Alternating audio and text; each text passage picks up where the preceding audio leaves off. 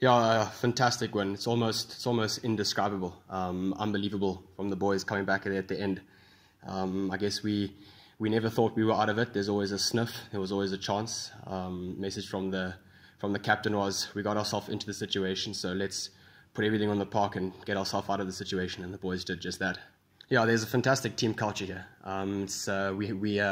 We hunt as a pack. So yeah, the boys almost they believe in each other, and they back each other every single step of the way. So I mean, it all comes down to the environment that they're in and the culture that's in the team and the environment, and they stand up for each other and they believe in each other, and that's what got us across the line. One of the things we live by is we try and keep our own space as professional as possible. So we believe that if you keep your space professional, the whole team environment will be professional. So it starts from the head coach.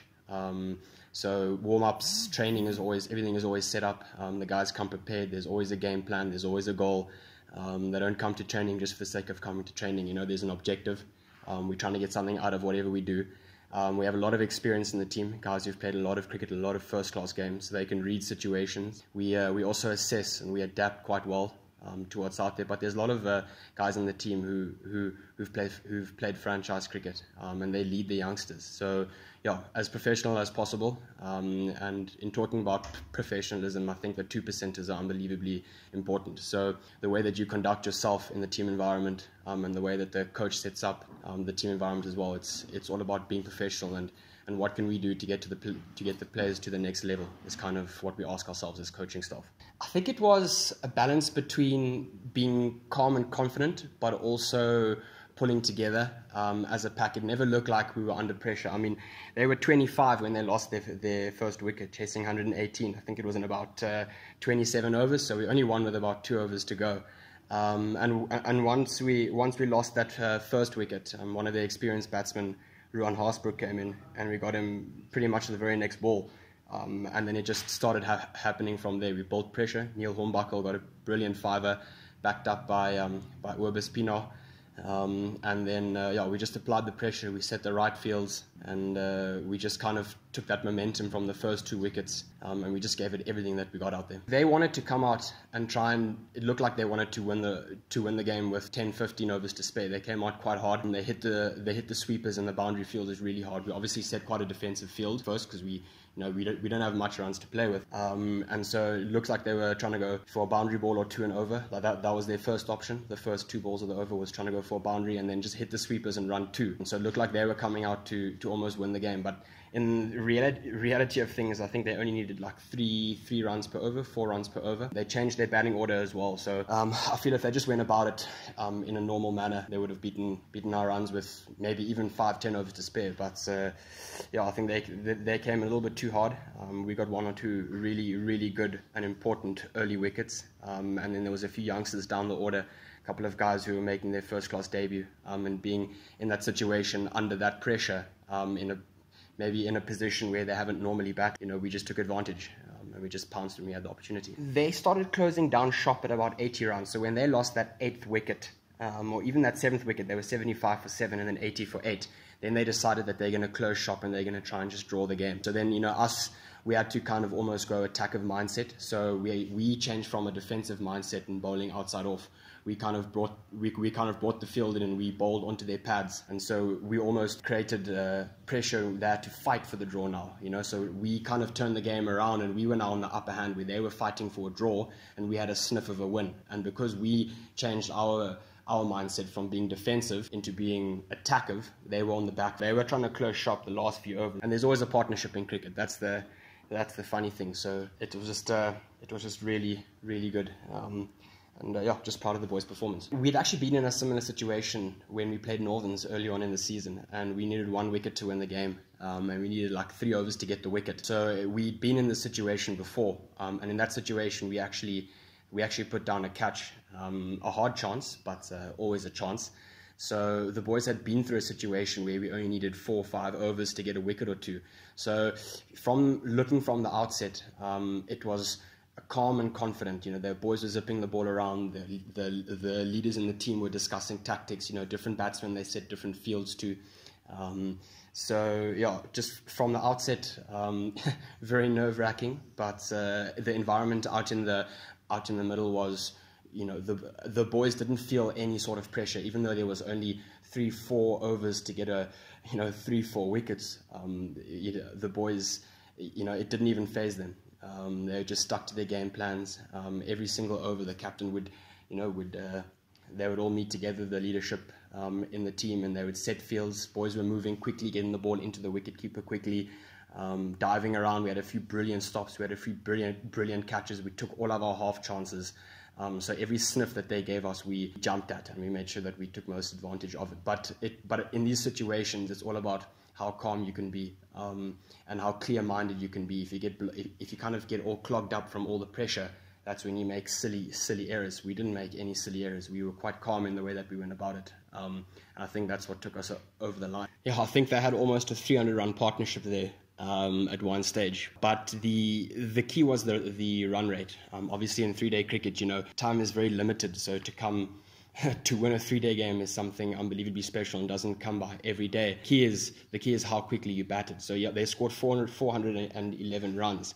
But I just feel that they went at a run rate of 3.73. I think if they could have gone at even 4.5, and at the end of day 2, they batted even slower. They were at about 2.5 at the end of day 2. I feel like if they could have just shifted the momentum more onto their side, and played a bit more positive cricket and lifted up that run rate above 4, it would have just bought more time in the game, and they would have been in a more controlling situation to make decisions which will benefit them in order for them to win. So we just tried to play defensive cricket. We didn't necessarily bowl. It wasn't the most flat wicket, so they put in a real good effort to get 411 for 8. I just feel that they could have probably batted a little bit quicker. And going into the second innings, at tea we were 206 for 3.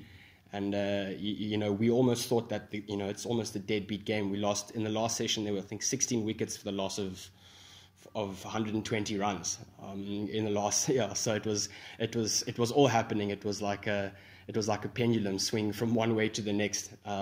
So our mindset, if you look at our first innings, I think we tried to bat at about 4 over, because obviously that just buys us a bit more time in the game. And I think that's key when it comes to 3-day cricket. I think it was a balance. It was a balance between the conditions as well as the pressure that was built. So the wicket was staying quite low, and they had a left armer Diseko who got 5 wickets in our second innings. So he was bowling his left arm spin into the rough, 3 guys around our bat. So we sent in early front with a mindset with a bit of intent, just try and hit the ball a little bit hard along the ground, just to try and spread the field out. Because defending a ball into the rough with 3 guys around the bat with our tail with our tail coming in, it's not going to be the easiest thing. You can't survive situations like that. So our mindset was just try and hit the ball a little bit harder, try and hit it to the sweepers. Maybe they spread the field, and then we're in a bit more of a situation where we can just rotate the strike and find some momentum again. But there was definitely some rough. Pitch was staying low, so the pitch did help us, but it wasn't all the pitch. That's for certain. It definitely gave us some assistance. I think that we just applied the pressure really well. I mean, and that's the thing about playing cricket at this level. It's a balance between guys who've been in these situations and guys who've never felt this sort of pressure before. And it's all about how you react under that pressure, how calm you can be, how clear-headed you can be, and the decisions that you make under pressure ultimately affects the outcome. So it was the balance between the conditions, bowling well in the conditions, setting fields according to the game plan, obviously, and just finding weaknesses in them and kind of just pouncing and making sure that we manipulate their weaknesses and try and get the best out of the situation. Well, losing 16 wickets in one session is definitely exciting. It would have been lovely to have a crowd there. I mean, you do get a lot of avid supporters. You get the odd group of people coming in here and there just to watch.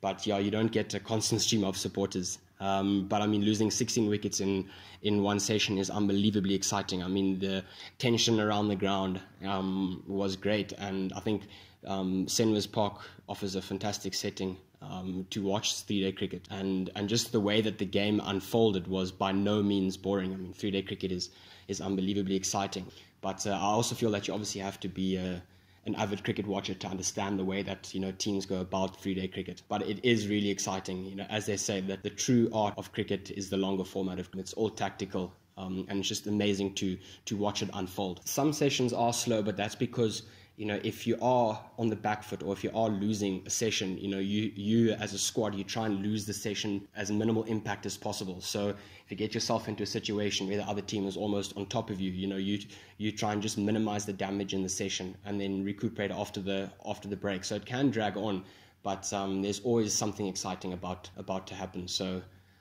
you know, if we had a few more spectators, it would have been an amazing thing to witness. Yeah. Unbelievable. 3-day cricket or first class cricket it's a test of your skill. So it's where young players can develop their skill. They can, you know, the bowlers can find rhythm. They can get many overs under their belt. You know, batsmen can, you know, they can work on technical things. They can work on the tactical part of the game as well. So it's a wonderful, wonderful opportunity for players to almost find themselves and to breed themselves as cricket players. And all the best, I feel, cricket players coming up into the franchise system from first class system have done unbelievably well in the 3-day stuff. I think that's where you can find yourself as a player. You can deal with pressure. You can almost master and try and find your art and your craft of cricket. So there's a lot of emphasis put on 3-day cricket. Even from a coach's point of view, you know, it's a way for you as well to understand the game of cricket and your approach to certain aspects of the game. So it's all just a platform for players to kind of just find who they are, and to find form and to just make a name for themselves. And then from red ball cricket and first class cricket, they can move up into the franchise system, and then that's where they move into white ball cricket from there. So everyone, and I feel your game is developed as a player in the 3-day format in first class here in South Africa. So there's a lot of professionalism that goes into it. There's a lot of thought, there's a lot of coaching, there's a lot of art that goes into 3-day cricket. Yeah, Niel's really good at bowling pressure, or at building pressure with the ball. He can vary his pace a lot. He came through a lot of years to fight his way into the first class system. He was up in Pretoria for a long time, then he was at SWD Academy, and now he's at playing for us in our senior team. He's 27, but with only about 30 games under his belt, and he's a fighter. So Niel's someone, and Marcello as well, who will never give up. You know, very, very hard on themselves, but consistency is key. They can land the ball on the spot, especially Marcello. He's someone, if you throw the ball to him, he will run in over after over and give you the best performance possible. They'll leave nothing on the park, and those are the players that you want in your team. You know, when they come off the park, they know that they've given everything that they possibly could have given on the park. I mean, Marcello's batting number 8, number 9, and he comes in and he scores 89 runs in a situation where he was needed. And those are the sort of guys you need in your team for you to win 3-day cricket, those special performances. I think Marcello's gotten 3 fivers already this season, and he's probably close to, if not on the top of the wicket-taking list. And he just delivers game in, game out. He can run in, he can move the ball, he can nip the ball, he'll land it on the same spot. And he's just, you know, they're just fighters. You know, they will just never give up. Every time they get the ball in their hand, they will give it everything they've got, and they will always believe that there is a chance. So it's wonderful to have guys like that in your team. You know, they lift the other guys up, they never give up, and it's very important. They come to training, they will bowl the overs they need to. Niel comes to the ground every morning before 8 o'clock and he hits balls in the net. Marcello will always ask for extra work to be done. They will always give him, you know, if they're done with their bowling, they're not just going to leave. They will throw balls to other guys. It's all about a team effort, but it's all about putting in the extra work, you know. And Marcello is also somebody who knows his game as well as he knows the game of cricket. So he's good at understanding what his body needs, and that comes with professionalism, you know, understanding what your body needs, and how to get the best out of your body. And Niel, as I said, he's a fighter. He's a hard cricketer, so he will put in the work. You know, you never have to worry about work ethic or about professional. Yeah, when it comes to these, you know, to these experienced campaigners. Yeah, we have 3 guys on our team who've played over 90 first-class games, and all of them said that, you know, of the 90 first-class games they've played, this is probably one of the most amazing and most special games. And coming from players who've played franchise, they've all played franchise cricket. And coming from guys who've played 90-odd first-class games and franchise cricket, to say that this is probably one of the most amazing games they've been involved in was unbelievable. And I think that just sums it up right then and there. I think it was you know, you as coaching staff and as players, you know, trying to keep calm underneath the situation and just believe in your team is what it's all about. You know, it's trying to keep the highs not so high and the lows not so low, and just trying to keep as calm and as stable as possible. But you know, I feel that we just always believed that we were in with a sniff the whole time, and if we just waited for the opportunity and pounced at it, you know, then there's always an opportunity. There's always an opportunity.